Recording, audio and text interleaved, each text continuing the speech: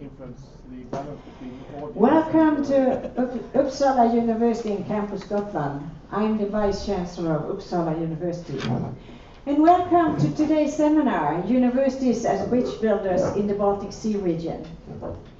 Today, we celebrate the merger between Uppsala University and Gotland University. And already this morning, the first students were involved at Campus Gotland. Campus Gotland will be an integrated part of Uppsala University. At the same time, we would like to take care of and develop the amazing environment that makes Gotland so special. Through Campus Gotland, we want to create a unique profile within Uppsala University and contribute to a sustainable and competitive development of the region. Today's celebration includes 5 seminars which highlight relevant issues to Campus Gotland. The subjects we are about to discuss, how and why the university sector should engage in and contribute to reaching the goals of deep European integration. It is indeed of great relevance. Universities play a major role in achieving the regional objectives for the Baltic Sea region. There are already many ongoing initiatives in the region, and we as a university would like to continue to contribute to the development. At Uppsala University Campus Gotland, we have a special focus on the Baltic Sea region, both for the environment and for the society. The questions concern all of our 3 main tasks as a university: research, education, and collaboration with the wider society. Our action plan for the region will be based on the European Union strategy for the Baltic Sea. It includes measures for establishing Campus Gotland as a powerful, credible, and cooperative partner in the Baltic Sea regional collaboration. We also aim to increase our presence, visibility, and collaboration on local, regional, national, and international levels, facilitating cross-faculty integration and cooperation through new contacts, influences within research and education. Campus Gotland is also a natural and highly sought-after venue for meetings, and we hope to take advantage of this in many ways. We hope, for example, that Campus Gotland will be arranging more international scientific conferences here in the future. Within our board and strong areas of research and education, there is already a lot of knowledge and experience relevant to the Baltic Sea region. There is within Uppsala University, for example, the Baltic University Program, which for many years have led and been coordinating the countries around the Baltic Sea in the area of education. The Center for Russian Studies is one of our strategic areas of research with a broad interdisciplinary focus on Russia and its neighboring countries. Within our university, there is knowledge of politics, economics, law, and culture, topics that are important for the region's development and for moving forward environmental issues. Gotland University has previously led extensive activities related to the Baltic Sea region within subjects as biology, conservation, and business administration. Experiences from previous efforts in this area are of course important for the future development of our action plan. Linking our approach to the EU Baltic Sea strategy will make the process relevant for all the disciplinary domains within the university. The action plan will be completed and approved and thereafter activated during this autumn. But now it is time for the discussion on universities as bridge builders in the Baltic Sea region. I look forward to a very interesting session where we will have many prominent guests here this afternoon. And once again, welcome to all of you. And I now give the floor to Daniel Tarschys, who will lead the seminar. Please, Daniel.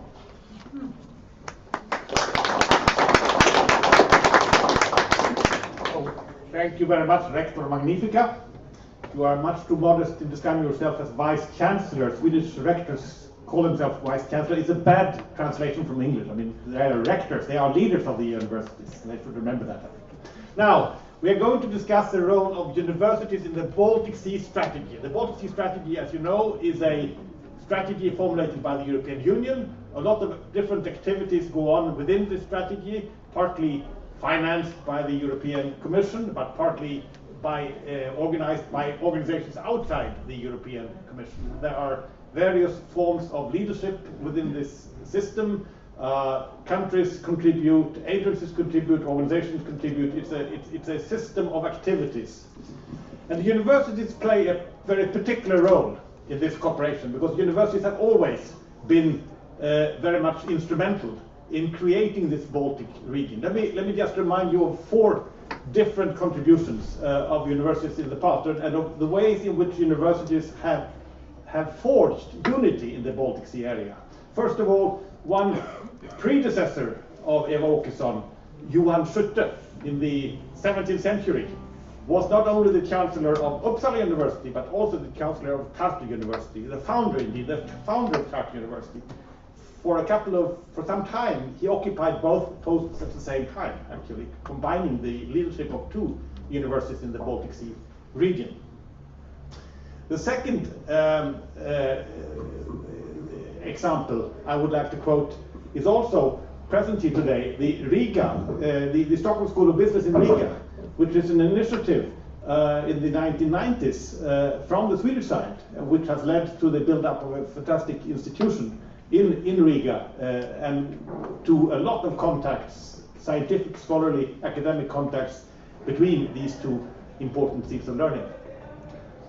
A third example I would like to quote is the European Humanities University in Vilnius, which was founded in Minsk 20 years ago and was harassed very much by Mr. Lukashenko, the leader of Belarus, forced into exile and welcomed by the Lithuanian government, and is now an organization funded to a large extent by a combination of the European Commission and the Nordic Committee of Ministers, which have organized together a trust fund with contributions from many Baltic states and some other states also to support academic survival and academic development among Belarus scholars.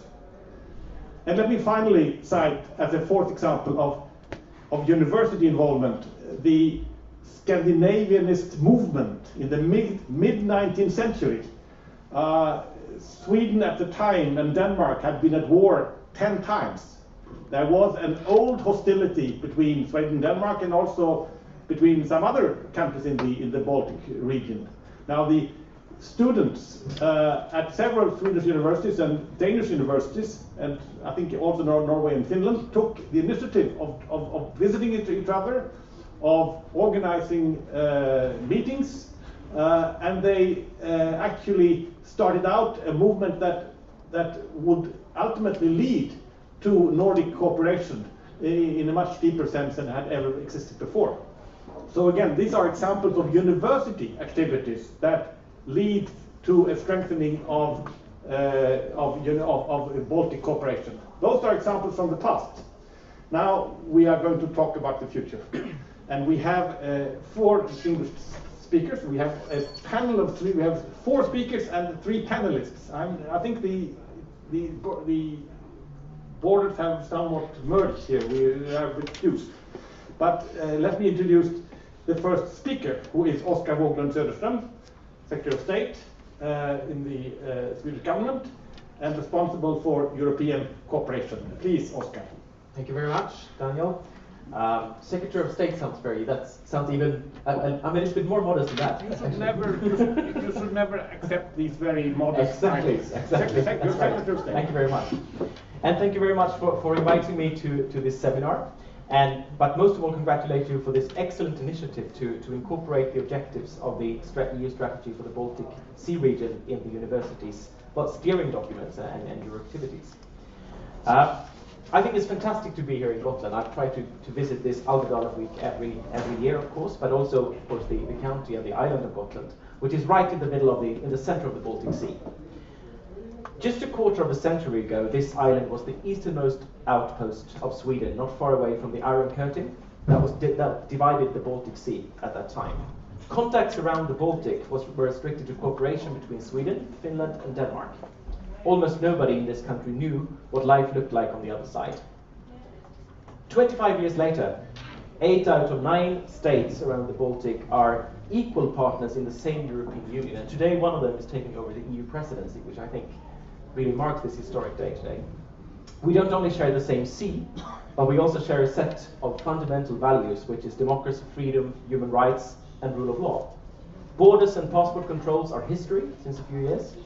We are part of the same single market, and we share the same laws and regulations. This makes regional cooperation in a Regio field not only possible, but also necessary, because we are completely dependent on each other. Because there are also great challenges in this region. Just outside this island, as you can't spot it really, but the seabed is completely dead due to decades of eutrophication and pollution. The economic differences are great between the countries in the region. The region is divided due to a lack of cross-border infrastructure for energy and transport. If we are to save our sea and increase prosperity here around the Baltic Sea, we need to connect the region, to interlink it, and to take our cooperation to a new level. And I think this initiative by Uppsala University is in essence what the EU strategy for the Baltic Sea is just all about. A broad commitment by all levels of society to cooperate in reaching commonly agreed objectives, taking advantage of the fact that we are all part of the same community, of the same union.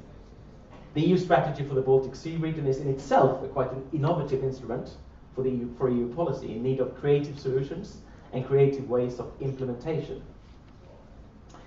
We need these creative solutions and ideas if we're going to fulfill the very ambitious goals set out in the strategy, and that the EU member states around the Baltic have set for themselves to save the sea, to connect the region, and to increase prosperity. The Swedish government's vision is for the Baltic Sea region to be a pioneer region for Europe. This will only be possible with the contribution of all levels of society, of governments, municipalities and regions, public authorities, organizations, and also civil society. Universities and academia also play a very important role in this work, and this is why initiatives like this are very encouraging, I think, for the future of the strategy and for the future of the region. The active participation of universities and academia is essential for many flagship projects that form part of the strategy. One is called the Baltic Region Star Project. Is a very good example. It's a program for research and innovation, clusters, and SME networks. The link between universities and business is expected to result in real business opportunities in a range of products and services. Another good example that was already mentioned is the flagship projects led by Vilnius University and also Uppsala, which is the Baltic University Program, the largest university network in the region. Universities are crucial. They have the potential to reach out to the young generation around the Baltic Sea and facilitate mobility in the region, which we badly need, which in itself also can serve as a driver for increased competitiveness. Maybe it's even a stepping stone towards some kind of common Baltic identity, which is hard to say that it exists today, but I think it could exist maybe in the future. And from the government side, we hope that inspiring initiatives like this one will be followed by many others, of course. The EU strategy for the Baltic Sea region has a broad agenda and covers a wide field of issues. The government can only be a facilitator for the implementation of the strategy, but we can also be a door opener for dynamic and creative ideas. And one area where the government is committed to facilitate implementation is the embedment of this strategy in the relevant different European funds of the next long-term budget for the European Union. You know, this budget was adopted just last week. Negotiations are still going on with the European Parliament on the European Structural Investment Funds, and they may cover more than a third of the EU budget and will be the main source of project funding for the strategy. It's already clear that there will be support for the macro-regional approach, which this is called, like the EU strategy for the Baltic Sea region, will be supported. This means that we will have a powerful instrument for the next 7 years at hand for a deeper integration in the region if we play our cards right. Just to reiterate that I think this 1st of July today is a very historic day for Europe. Croatia is joining the European Union as member state number 28, and we know what life in Croatia was like only 20 years ago or 15 years ago. Today, Lithuania is taking over the presidency of the European Union, and since we have the Lithuanian ambassador here, let me just take this opportunity to wish the Lithuanian presidency bon courage for your first day, and for the upcoming 6 months, which will be very challenging considering the broad agenda, not only on Baltic issues, but also on other issues, of course. So thank you very much again for inviting me to this seminar today, and I hope the seminar will be productive and interesting. Thank you. So, Oscar, thank you very much. I think you said some very promising things about trying to look carefully into the use of the European budget. It is not so well known that research actually is funded more through the regional budget of the European Union than through the research budget. So there is a lot of money for research, and in order to see to it that money is used for good research, activity by the governments and by the universities is tremendously important. The next speaker is not with us in person, but is with us on the screen. It's Mr. Colin Wolfe, who is responsible at the European Commission for macro regions. You know, we have some over 200 regions in Europe, but only a couple of macro regions. The Baltic Sea region is the first macro region. There's now also development of the Danube Sea region, and Mr. Wolfe is involved in both, I think. And we will now see him and hear him on the screen. Do we have him? Yes, there he comes.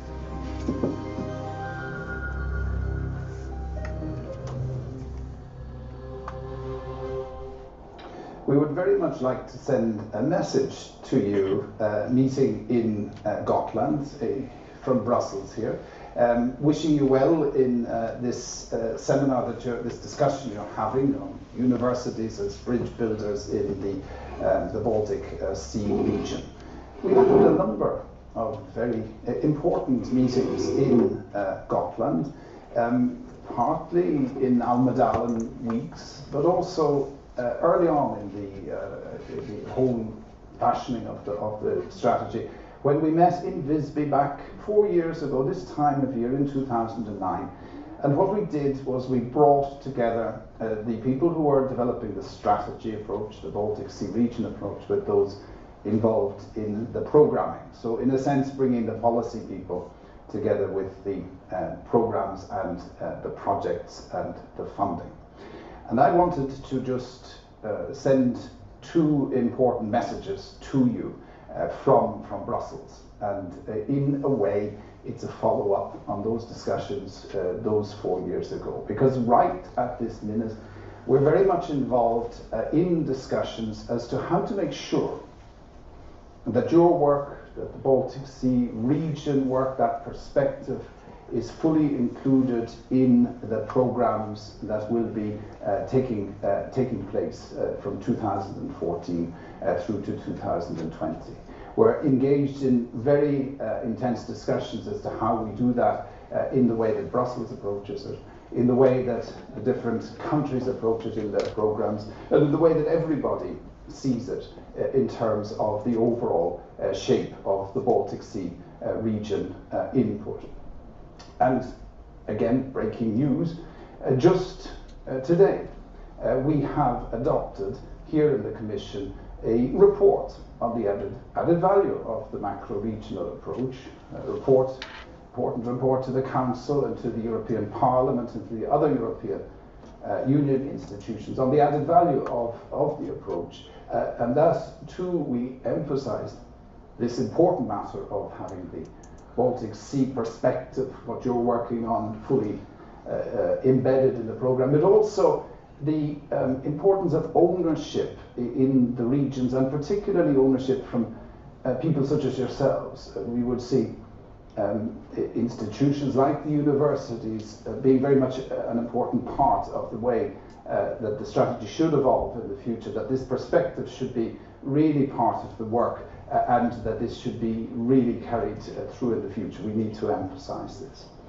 Now, why do we say that universities are key players in this? Well, several reasons, but education, the fact you're involved in it, that in itself is very important, because you're shaping the discussion, the debate, the mindsets in a way of the people who will have a big emphasis on policy making, a big input into policy making for the future. And that is in itself very important, and taking that discussion forward and working out why this concept, if it is useful, what it is that's useful about it, what should be emphasized, what should be focused on, what should be left for other discussions. That's one thing. And the second thing is, because you're as university people so much involved in research and development and innovation, and the links, we hope, very much through to the commercial side, to business as well. And this chance with the Baltic perspective to link researchers, to encourage the mobility of researchers, to encourage the links between yourselves and the policymakers, to encourage the links between yourselves and the business community. All of this seems to me, to us, to be a very important part of the way that the strategy should work. And there's one further element too, which is we would see universities very much as, can we call them connectors between different people in the region, because it's you that very often links the forward thinking through to the people who actually have to do the implementation of projects, that have to be involved in the very concrete work operationally that's important here. And you also have the link through to the community in the wider sense. So to be able to explain to people what it is that's important, and to be able to understand how this should develop. So thinking you there is key. Thinking that you're discussing precisely this, the bridge building for the Baltic Sea region perspective for the future, thinking of your input on all these important matters, environment or mobility or energy, or very much this whole constellation of research and then development, innovation and business. You, I think your discussion is particularly crucial and is particularly important. And also, and I'll close with this, it comes at a particularly good time, because it is now that we're entering seriously into the discussions about this 2014 to 20 period. You have the chance through your discussions here to influence the overall framework, but also specific policy making, specific program making, even in the end, the selection, the way that the projects will be selected. So we wish you all the very best with your work. We look forward very much to hearing the results of it. And we wish you every success, because it's in your interests and it's in our interests, in you being very much involved in this Baltic Sea region discussion, this Baltic Sea region work for the future. Good luck. Thank you. So we thank Mr. Wolfe for this statement. When the Baltic Sea strategy was launched a couple of years ago, it was said, no new money, no new institutions. This, of course, was said in order to get support from Southern Europe also for this strategy. But the people at the Commission and the people involved in the various countries in the region have been extremely inventive in trying to make better use of already existing funds, and to try to activate semi-dormant action plans here and there. So there is real activity within this framework. Now, the next speaker is the representative of the new presidency country. Lithuania is taking chairmanship of the Council today, and it's a pleasure to welcome Ambassador Extraordinary and Plenipotentiary. We always use good titles here. So Eitvydas, Bajarunas, please. Titles matters. Thank you very much. I also probably will start by appreciating the way the organizers try to address this issue. I was very modern, using the modern technique, and so on. But when I saw that I would be speaking third, and probably it was probably very difficult to say something new. After Swedish government representative, and it's not secret that this was the baby of the Swedish. This was initially was very much driven by the Swedish EU presidency sort of input, and of course for us, country which in a way follows this achievement, is very difficult to add something new. European Commission, and this again, I would say very difficult to add something new, because this was in our thought that we need to have the Commission on board. This is again very true.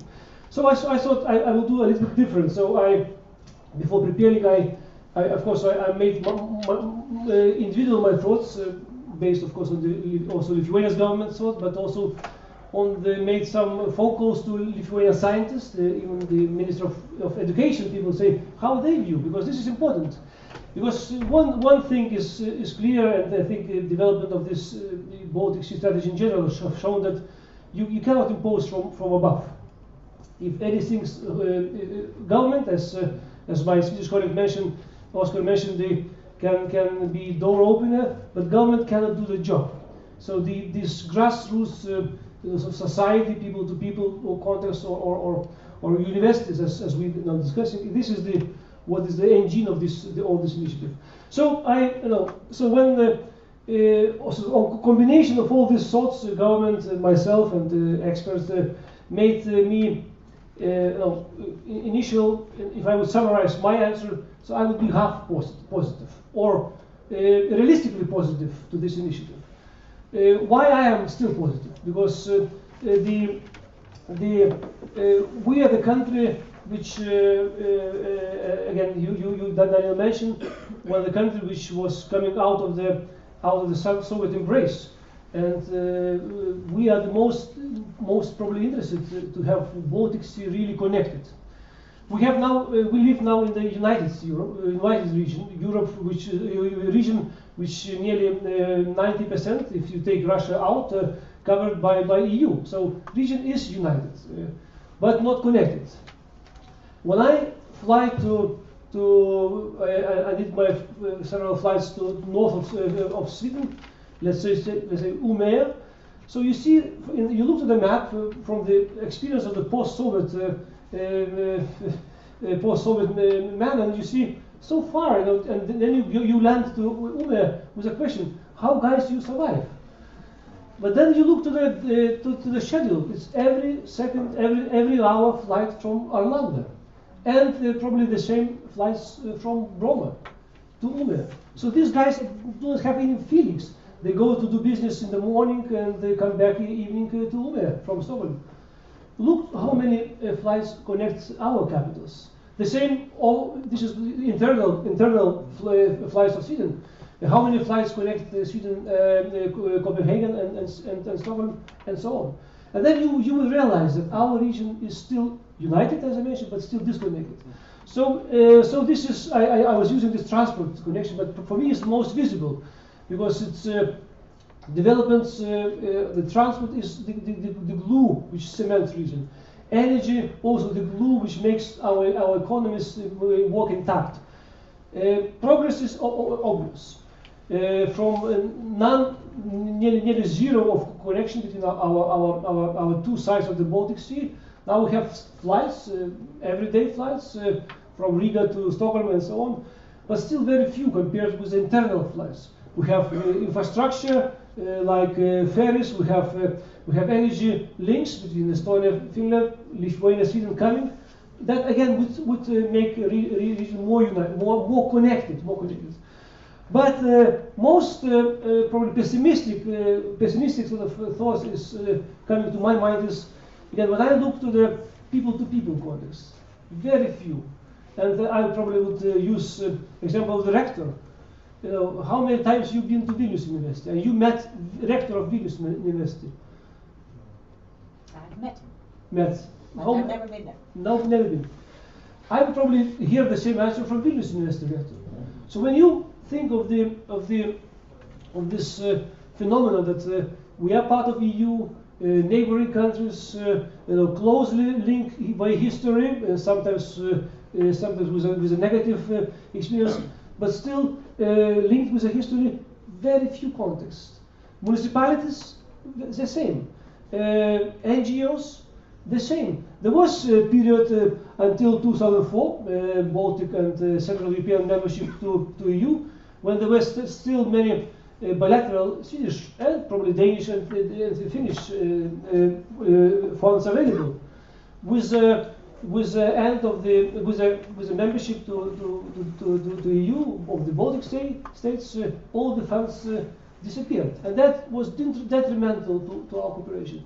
So when I came to my new job 2 years ago, I was really amazed. You read good articles about cooperation, about projects, but you do not feel this from reality. You just doing this empirical questioning of the people, experts.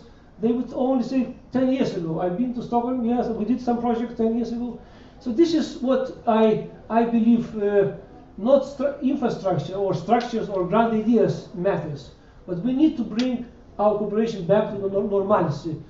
To find funds or to encourage, or I don't know how to do it. This is not probably to me to say, but we need to start from the basic, because only imposing the infrastructure or some grand ideas will not work.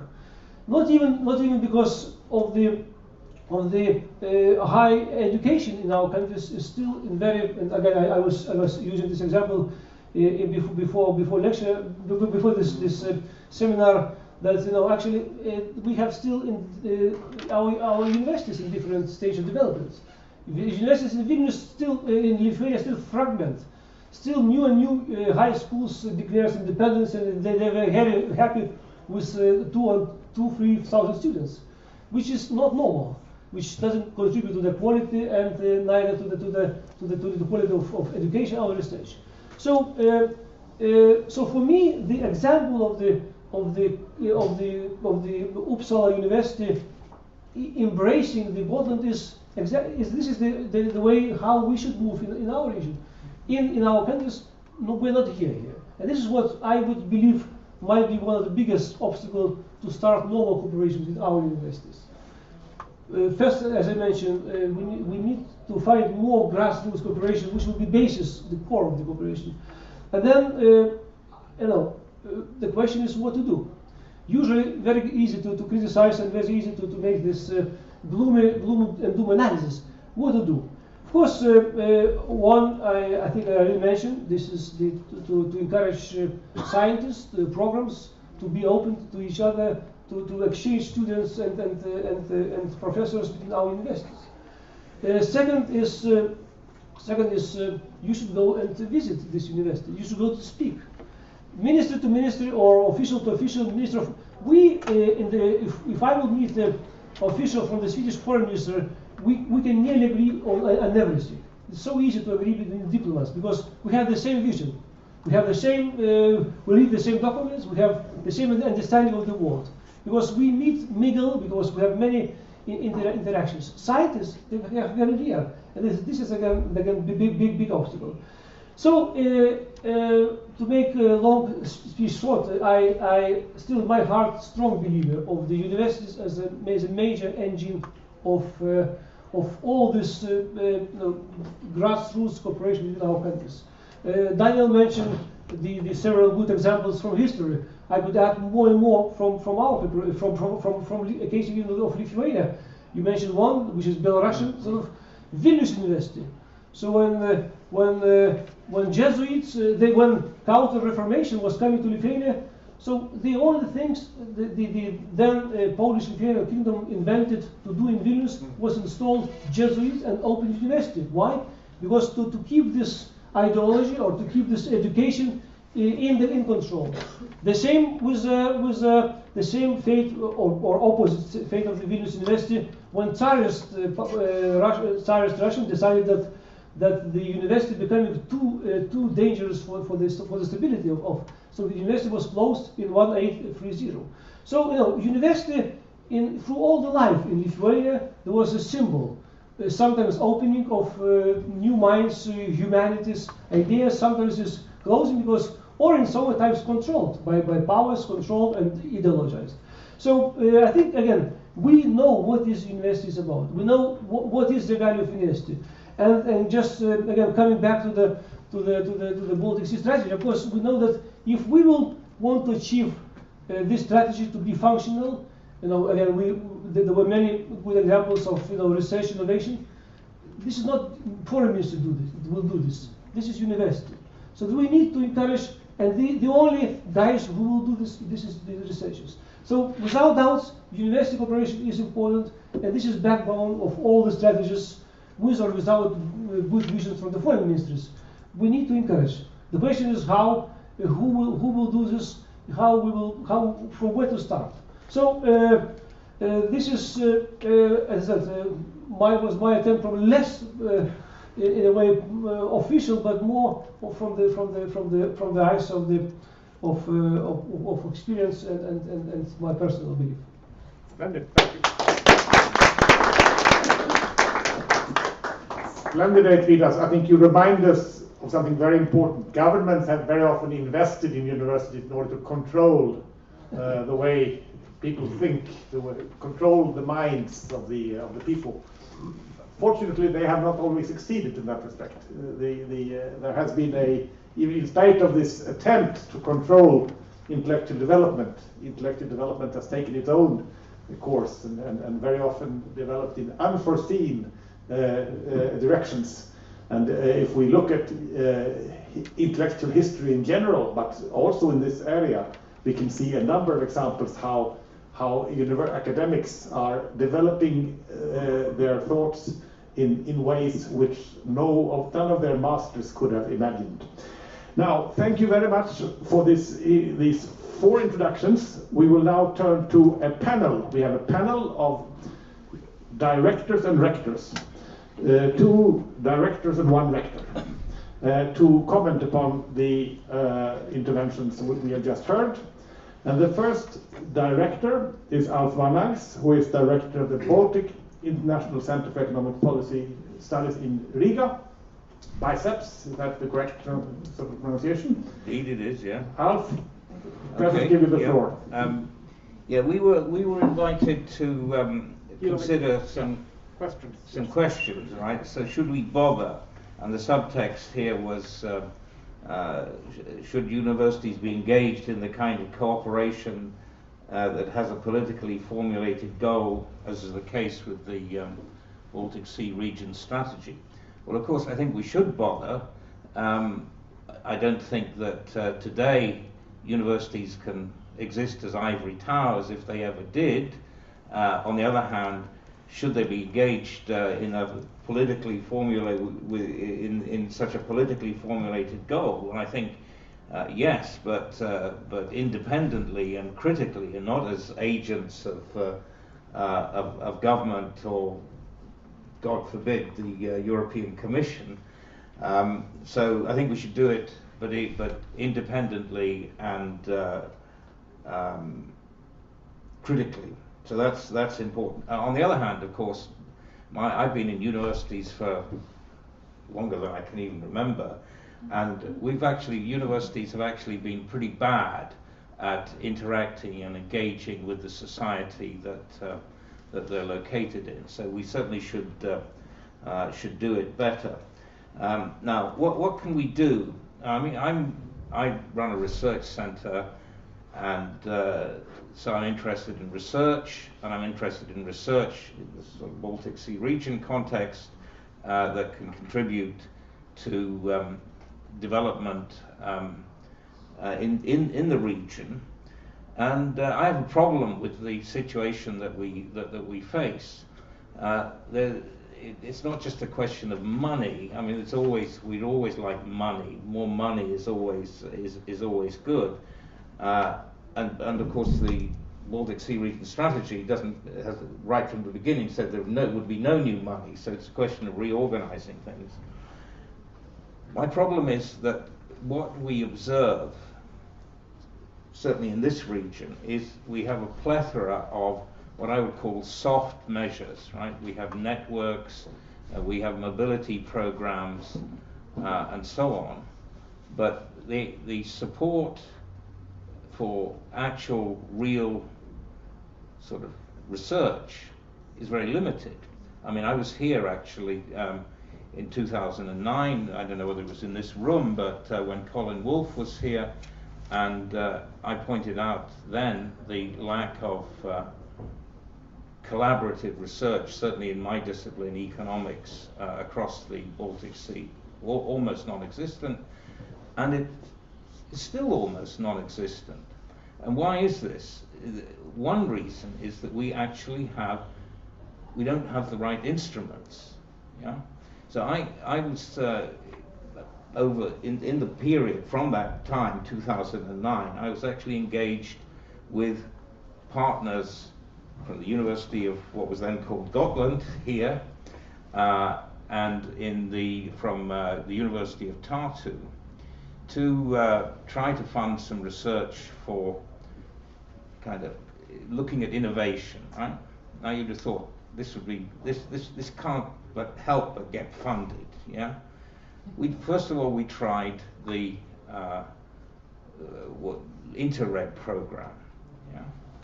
Made what I thought was a great application. We were turned down because they said, well, this is just a research project. So the Interreg program does not support research as such. Yeah? It supports research if it's there, intertwined or interleaved with some kind of more concrete, practical orientation. And I thought we had dressed it up sufficiently, but it didn't fool them, right? So we didn't get that. So we did another version of this and applied to the 7th Framework Program. What did they tell us there? The conditions of the program were that you have to have at least 3 separate EU member states involved. This was some kind of sort of small project grant or what have you. You have to have at least three member states. Yeah. Again, I thought we rewrote it because now we were writing a research project. We rewrote it. And why did they didn't fund us? Why did they not fund us? Because there wasn't sufficient European value added, right? We just had 3. We argued that we had a project which would actually demonstrate could be generalized, yeah. But no, this didn't work. So we really don't have at the moment the instruments to actually have proper research projects which are focused. Which are not European-wide, right? So in other words, if you don't have 29 partners, you can't get funding for the kind of thing that we wanted to do. So there's a basic fundamental lack of instruments for local and locally oriented research. And so in terms of what's being proposed here, something like, it says, we have something here, a number of targeted research projects should be carried out with the Baltic Sea Region strategy as a starting point. Well, I wouldn't be quite as concrete as that. I think there should be some kind of research program which is available for collaborative research by institutions in the region. And that's what's missing. Apart from that, of course, I go along with all this, the infrastructure thing as well. You know, on a clear day, you can probably see Gotland from Latvia, yeah. But can you fly across the Baltic Sea from Latvia to here?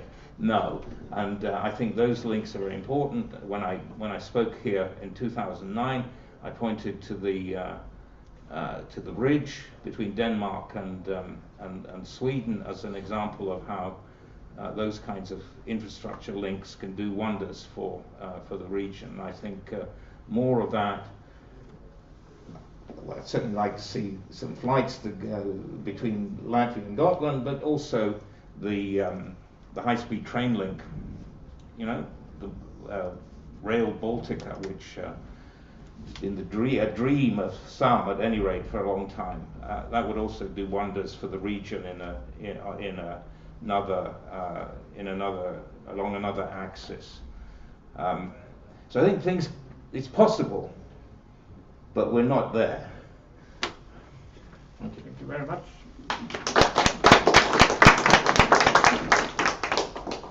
Anders Paalzow is the rector of the Stockholm School of Business in Riga, and you have been there for quite some time now. From your perspective, what are the possibilities for future university activity to promote the Baltic Sea region and the goals set in the strategy. Okay, thank you very much. It's nice to be here, and yeah, to start with, of course, should we care was the first question here, and yeah, were I to say anything else that we shouldn't care, I could resign right away, because what I've been doing for quite a number of years is actually building bridges not only across the Baltic Sea but also, which is remarkably different, in between the three Baltic countries. And we, coming from the Nordic countries, we tend to think that cooperation within the Nordic countries or between the Nordic countries is quite easy, and it should be the same with the Baltic countries, but it's not. But anyway, we should definitely build bridges, and I think Gotland is, for geographical, but also because of the size, and now with the support coming with the merger from Uppsala University, a very good place to start with. When listening to this discussion, my point of departure will be what actually constitutes a university or a higher education institution, and that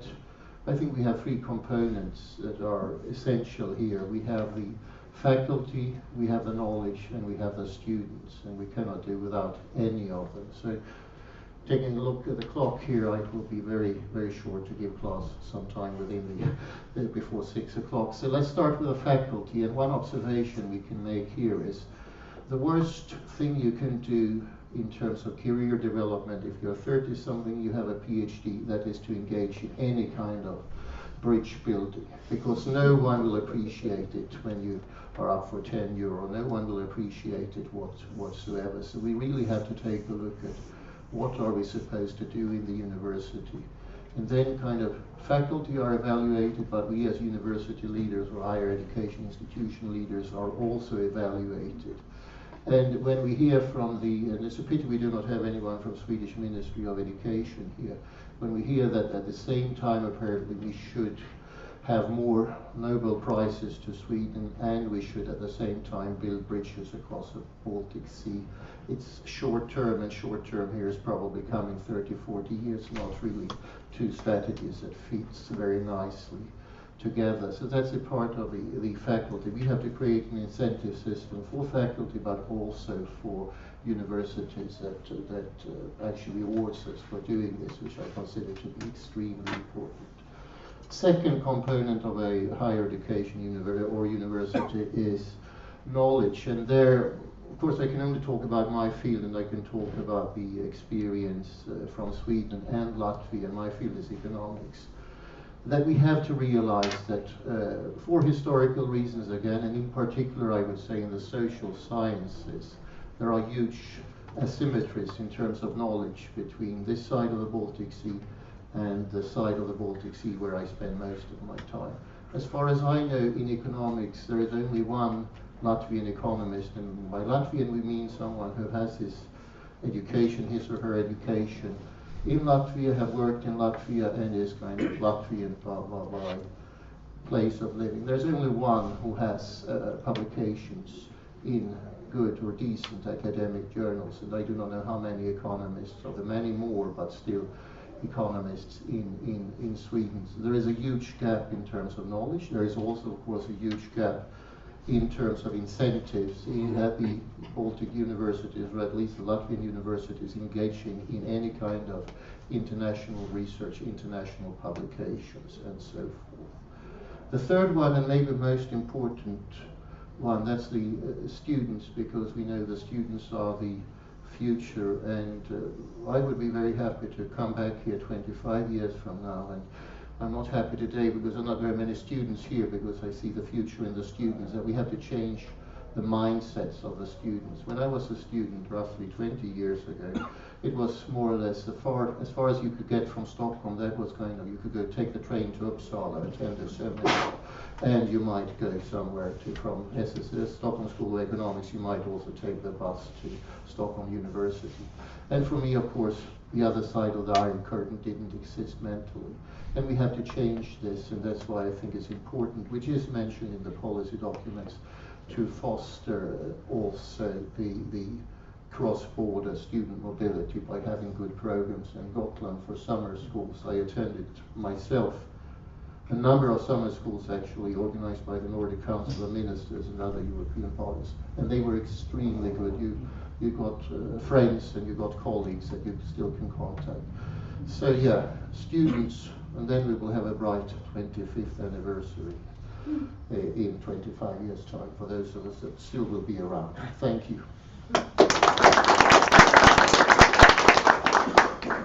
Thank you. We started out in Uppsala, and we'll have our final speaker, our favorite commentator, will also be from Uppsala. Claes Levinsson, you are in charge of the Uppsala Institute for Russian. Yes, a multidisciplinary research unit. Yes. I think one of the largest multidisciplinary research units at the Humanities and Social Science in Uppsala, actually. But it was a very grim picture painted by my esteemed colleagues, starting with Mr. Ambassador, who said that we were united but not connected. And I agree. I mean, there are a lack of cooperation among researchers. I mean, the will is there, but we lack funding, and we simply don't have the means. But when we can, we actually do cooperate. I mean, my unit last year, we had a conference in Vilnius about huge identity, and could we have something along Alf's line of some sort of core funding for a research program, funding mobility? That would be excellent, and perhaps that would be feasible with this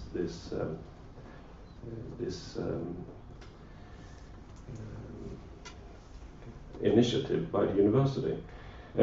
Should we bother? Yes, of course we should bother. I mean, like I've said, I mean, we are not supposed to sit in an ivory tower, and we do have a lot of cooperation and contacts and things that already goes on.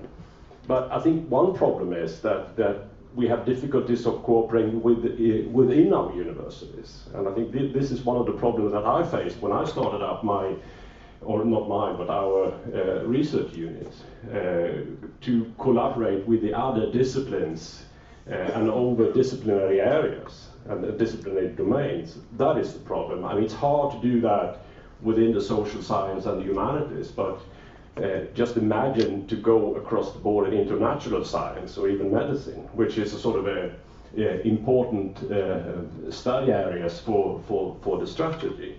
I mean, this is hard work, and I'm not sure how we should solve that. But yeah, it's. I'm trying myself very hard to do that, but it's very difficult. What must we do? I think that creating funds and infrastructure and cooperating among ourselves as well. So basically that's it. Thank you very much. So, having listened to the speakers and the panelists, we now have a few minutes left for interventions from the floor. Please, the floor is free. If nobody wants to speak up, yes, please. Would you? Yeah. Perhaps we have this. There is another one. Well, I'm from today.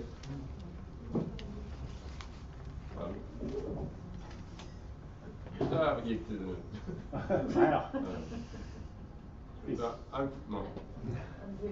Ni hör mig. I'm from today, the advisor for the rector at the university here at Gotland, and of course we want to play a part. So maybe some advice from the panel for University Campus Gotland. What's the most important thing for us to think about when we gonna try to play a role in this Baltic region now for Campus Gotland? So, who would like to give advice to the one-day-old campus? Well, I think it's to create multidisciplinary study programs, and I think that would really sort of be the edge for Gotland. And why not have a sort of a supplementary year after a master degree? and to connect students that have sort of a joint study program with practitioners and students. And I think Gotland and Visby is the perfect place for that. I mean, we have agencies here at the island, but I'm sure that even agencies in Stockholm would like to come here to Uppsala to participate in this kind of courses. That would be the thing, I think, for Gotland, and that would really be something. Thanks very much. Eitvydas, please. I probably, not being the scientist, I cannot go into the details of the disciplines, but just from the visionary sort of understanding of what is lacking. Of course, we usually, when we start do something, even with the Baltic Sea strategy, we create structures, working groups. So probably we should not act as an additional working group, but to contribute to even to this very important issue, what are the niches of the region is stronger. We should not only think of how to bring us together, but we should think what this world is embracing us. The world is not very easy around us. We have American universities, we have Chinese universities coming. So we have to think where we are stronger and try to identify these niches. So this is, I think, one of the role might be of the university to create this like think tank or whatever because when we will understand in which areas we're strong, where we could bring pooling and sharing, this is very modern now. If you take the military thing, EU institutions, NATO, this is because there are no resources. So all military started to think effectively. So one of the very fashionable in military is pooling and sharing. So universities should also think like that. There will be no more money. There will be the same money. We should spend them more clever. So try to see how to pool resources. If Vilnius University can do what Gotland is not or Uppsala is not doing, let's support Vilnius in doing. Then Vilnius would send students. So this is the way how I would see the future of the science in the regions. Not competing, but overlapping or supporting and pooling and sharing. Thank you very much. Further comments or further questions? Yes, please. No, there, yes. Thank you.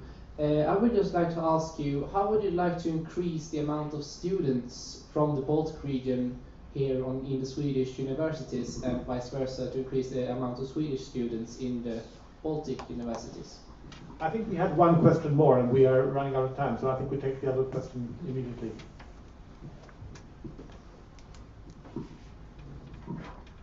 I'm Kurt Bratterby, I'm head of the Department for International Relations at the Swedish Institute. Thank you for this very interesting expose and very clear message to us for the continued need for people-to-people contacts and at least not the least in the academic sector. My question would be perhaps a little bit in your line to you, the panel. I've worked for the Swedish Institute for 16 years, and when I started, it was because the Swedish government launched something called the Visby program, which actually was designed to enhance academic mobility and cooperation in the Baltic Sea region. And for the last 2 years, we've been sort of putting our programs more in line with the Baltic Sea region strategy, making them more sort of focused on the thematic priorities in the strategy and so on. And I would like to ask you in the panel, would you think, is there still a need for pure, Alf was sort of hinting to the need of more sort of exclusive academic mobility, and how can we in that case make that policy relevant within the context of the EU Baltic Sea region? Thank you. We'll combine your answers to these two questions with a final comment, if you wish. We are running out of time, but please, who would like to start? Yes, please. I was going to mention the VISB program. That has supported some rather fine collaboration, networking and mobility between Sweden and partners in the Baltics and Russia, Ukraine and Belarus and others. Unfortunately, it now seems to have changed some of its objectives, and it is no longer as suitable, as it was for us, and I much regret that. Who else would like to? I would probably react to the question on the Baltic students. Again, sometimes we should not think on the students will decide, or the market will decide. When the Swedish language or Nordic languages was always quite popular, but not to the extent that there will be a lot of students. But as soon as the SEB moved some of the jobs, services to Lithuania, opened operational center, call center acting in the Swedish language from Vilnius to the clients to Sweden. So the Swedish language immediately sparked enormous enthusiasm in Vilnius. So sometimes you should not think of in these terms that what we should do. Students who will decide when they spot that language is important. From other side, again, thinking not because for me as a bachelor or the government official, I should not only think of in the science, which I it would be probably important to do, but I try to see many components. One of them is migration, which we Baltic countries, and especially Lithuania, were facing. So for me, Baltic students going to Stockholm, Helsinki, and Copenhagen is still okay. They will be around in the region. There will be sort of inter-regional migration, which is probably natural. If students will go to Washington or to Silicon Valley, we will not see them. So for me, this inter-Baltic sea connectivity, students exchange, is still okay because it's important. You cannot keep students in Vilnius or in Stockholm or in Uppsala. You need to let them cooperate. But so this regional compound would be, I think, important. Thank you. Anybody else for a final comment? Yeah, I can do a very, very quick one on the students, also relating a bit to the first question. That, of course, we have the language issue, which is one thing. The other one is that there is quite a lot of Erasmus money to foster and encourage mobility in the European Union. And we could, and going back to what should you do the first day of the new campus Gotland, you should probably talk with the rectorate to get a decent budget to visit all the universities and higher education institutions you think are worthwhile, then offer a kind of identify which are the programs that should be here, and then try to convince the partners to allocate plenty of Erasmus money, not to go to the south, but go to the Baltic Sea region, because you always have some flexibility there. Yes, please, Oscar. Yes, just to very quickly respond to the first question as well, what to do the first day. When we try to implement the Baltic Sea strategy on a national level in Sweden, we do it together with our public agencies, the government agencies. I think there's 37 agencies now that have a special assignment to work on the Baltic Sea strategy. One of the reasons is, of course, to increase cooperation and all that in order to create all these results that we talk about, but it's also a way to Europeanize or internationalize the day-to-day activities. I think that's one of the things, that not to make the Baltic Sea issues here, or the strategy and so on, a side activity of the Campus Gotland, but actually to integrate it in everything what you do, to make it part of your day-to-day work. This international cooperation is part of the day-to-day work of the campus. I think that could be an advantage for you.